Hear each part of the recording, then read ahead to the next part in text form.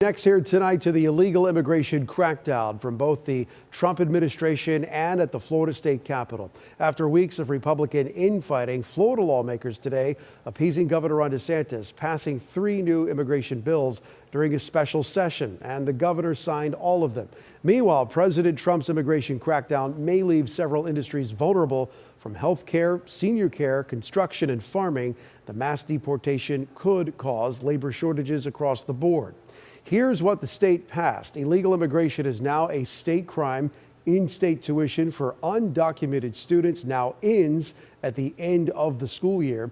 And more than $250 million is now going to immigration enforcement in the state of Florida. And new here tonight, we're learning how the deportations across the country could cause labor shortages for several key industries, including seniors and their families. This week on Full Circle Florida, I got new insight on this topic from the CEO of Cambridge Caregivers, Adam Lamper.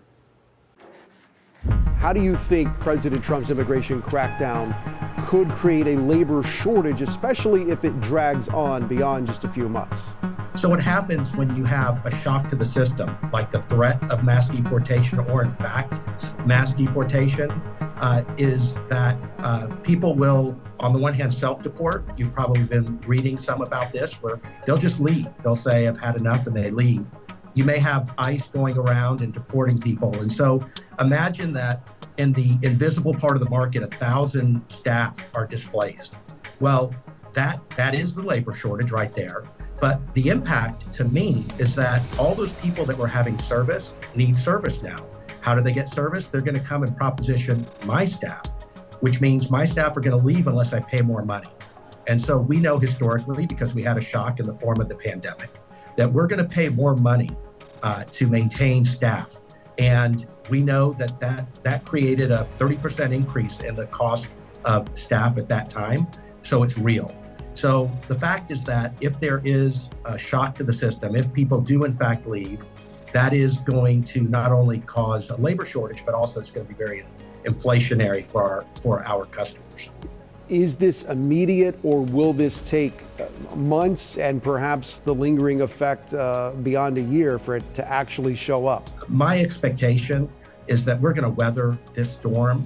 One thing to recognize is that Donald Trump is a businessman also, and he's in the hospitality industry. He hires a lot of immigrants. There are a lot of people in his hotels that are running that business for him. So my sense is that calmer heads are going to prevail. I recognize that people are being displaced today and being deported, but I think that that once the quote unquote criminals are taken out of the system, that he is going to be reluctant to cut into the muscle of our economy. So I'm optimistic and feel like calmer heads will prevail. Right. I mean, the question is how much pain and how much gain and how long is it going to take? When we talk about solutions, though, because I know when you're getting the news of these policy changes that have been coming very rapidly from the White House, even though it was talked about on the campaign trail, it's being implemented in real time as we sit here and talk today. What do you see as some of the out-of-box solutions that you're thinking about in your industry, which is an industry that is widespread and has a very intimate relationship? Anyone who has elder parents, I mean, we had to deal with this in my family, knows that it can be a very vulnerable time. Well, first of all, when I think of solutions, what I realize is that we don't have really a mechanism. Our immigration policy is failing us. And immigration policy is labor policy. I'll explain it this way. When I talk to friends and I try to explain what's going on, I let them think about the highway that runs through the middle of your city. And cars are going 70 miles an hour along that highway. And a friend of yours mentions that, the law in the books for 100 years is that the speed limit is 40 miles an hour. So now all of a sudden, everybody on that highway is a lawbreaker. And the people who are rule followers are saying, well, we need to hire more police and we need to write more tickets. But the rational people take a look and they go, just a minute.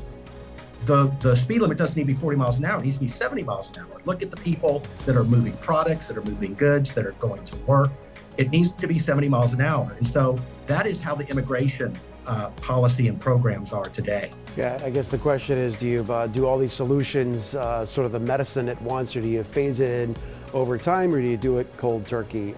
That is, those are the decisions that are being made as we speak. Adam Lampert, thank you for your insight. Appreciate it, sir.